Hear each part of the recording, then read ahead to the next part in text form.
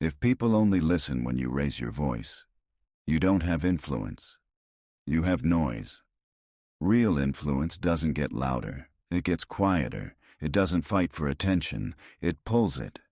And the moment you understand that, everything about the way you speak changes. Because influence is not about how much you say. It's about how much weight your presence carries before you even open your mouth. If people only listen when you raise your voice, you don't have influence. You have noise. Real influence doesn't get louder. It gets quieter. It doesn't chase attention. It attracts it. Most men confuse speaking with impact. They think the more they explain, the more they justify, the more they insist, the more authority they gain. But the opposite is usually true. The more you push your words forward, the more the room pushes back. Influence is not built in the moment you speak. It's built long before that. It's built in posture, in restraint, in consistency, in the way you react or don't react under pressure. The man with influence doesn't need to interrupt. He doesn't need to over-explain. He doesn't need to repeat himself 5 times. When he speaks, people pause. Not because he's loud, because he carries weight, and weight is felt before it's heard. Here's the uncomfortable truth. If people constantly talk over you, dismiss your points, or only respond when you escalate, the issue isn't your communication skills, it's your positioning. Influence is positioning. It's the subtle understanding in the room that your words have consequence, that your silence has consequence, that your approval has consequence. If nothing changes whether you speak or not, you don't have influence yet. If people feel free to ignore you without adjustment, you haven't built gravity. Gravity doesn't shout, it pulls. Think about the most influential person you've met. Were they constantly proving themselves? Were they explaining every decision? Were they raising their voice to gain control? Or did they speak slowly, deliberately, without urgency? Urgency weakens presence. Influence removes urgency. When you are secure in your position, you don't rush to be understood. You let your words land. And if they don't land the first time, you don't scramble, you don't defend, you don't intensify, you observe.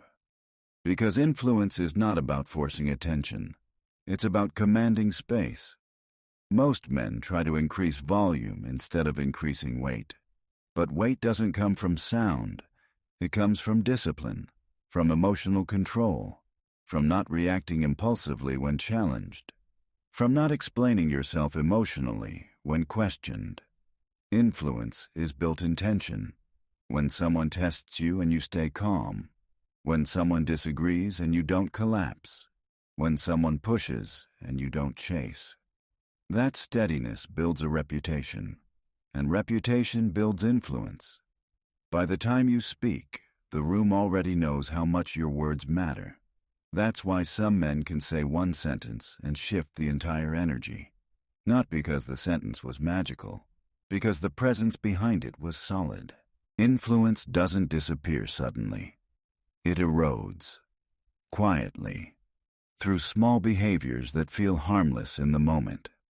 The first one, over-explaining.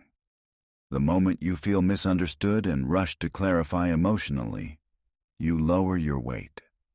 Influential men don't panic when their words aren't instantly accepted. They let them sit.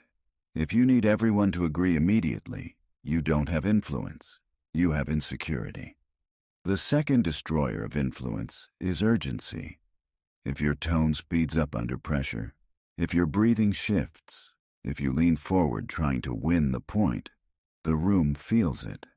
And once the room feels that shift, your position weakens. Influence requires stillness under tension. The third destroyer? Emotional reactivity. If someone challenges you and you escalate to match them, you've already lost frame. Influence does not mirror emotion. It regulates it. The man with influence lowers his tone when others raise theirs. He slows down when others rush. He doesn't interrupt back. He doesn't compete for space. because space already belongs to him. Most men think influence is dominance. It isn't. Dominance can be loud. Influence is controlled. There's another subtle pattern that destroys authority: seeking validation. If you constantly look for approval after speaking, with eye contact that asks, "Did that land?" with extra sentences that soften your statement, people sense dependency. Dependency weakens gravity. Gravity doesn't seek permission. It exists. Influence also collapses when you try to be liked more than respected. When tension appears and you immediately smooth it over to avoid discomfort, you communicate something. My priority is comfort, not positioning. Comfort does not build authority. Tension handled calmly does. Here's the pattern most men don't see. The more you chase attention, the less attention respects you.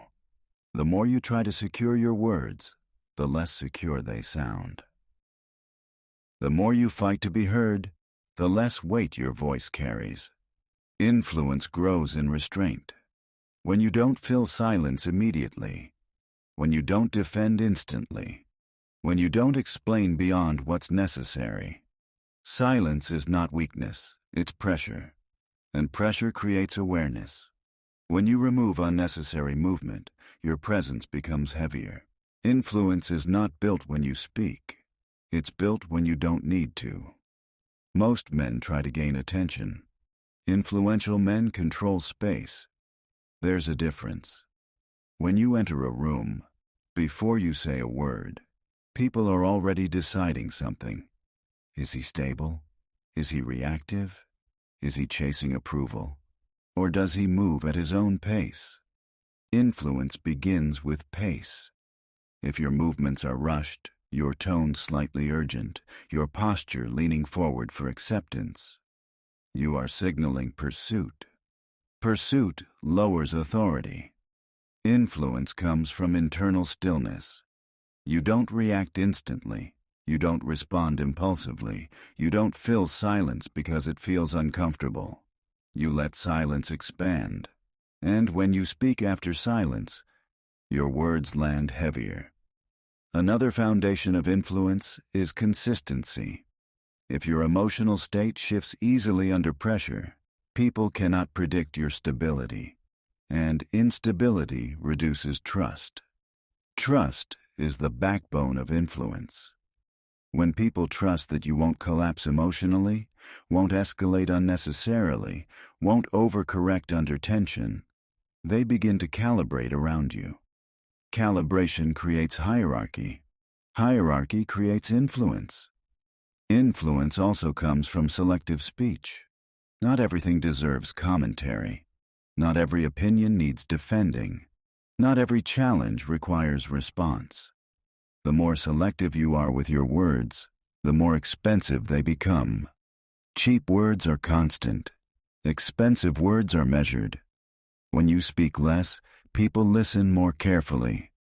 Not because you're mysterious, because your silence created weight. There's another shift that builds influence: non-reactive disagreement. If someone opposes you and you don't flinch, don't intensify, don't justify emotionally, you communicate strength. Not loud strength, controlled strength. Influence grows when people realize that pressure doesn't move you. If someone can emotionally trigger you, they can control you. And controlled men do not influence rooms. They survive them. Influential men are not dominant in every interaction. They are composed in every interaction. Composure builds reputation. Reputation builds expectation. Expectation builds influence. By the time you speak, the room already expects your words to matter.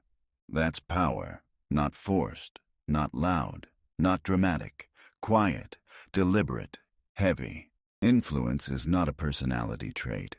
It's a pattern, and patterns can be changed.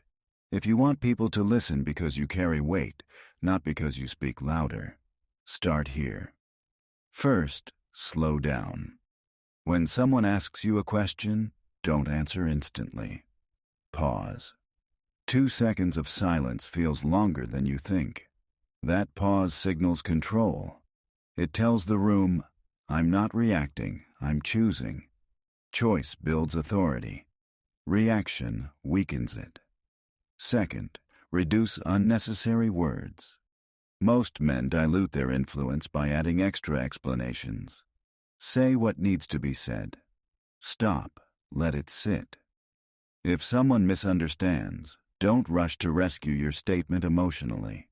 If your words require immediate defense, they weren't positioned with confidence. Third, control tone before content. Influence is felt in rhythm. Lower your volume slightly when others get louder. Slow your pace when others speed up. Stillness under tension is intimidating in the right way. It forces recalibration.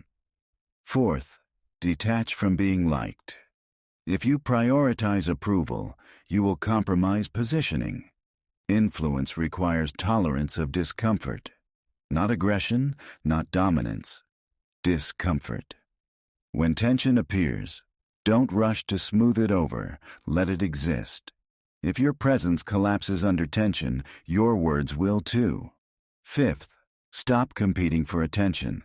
If someone interrupts you, don't escalate. Wait. Finish calmly. If someone dismisses your point, don't intensify. Restate once, slower, and stop. The man who keeps pushing loses leverage. The man who stops pushing creates gravity. Influence is gravity. It's not about control, it's about density. The denser your presence, the less you need to move. The less you move, the more others adjust. That's the shift. You don't need better vocabulary. You don't need more confident speeches. You need controlled energy. When your energy is controlled, your words feel expensive. And expensive words are listened to, not because they're loud, because they carry consequence. That's influence. Not noise, not volume, not dominance. Weight. And weight is built in discipline, long before you open your mouth.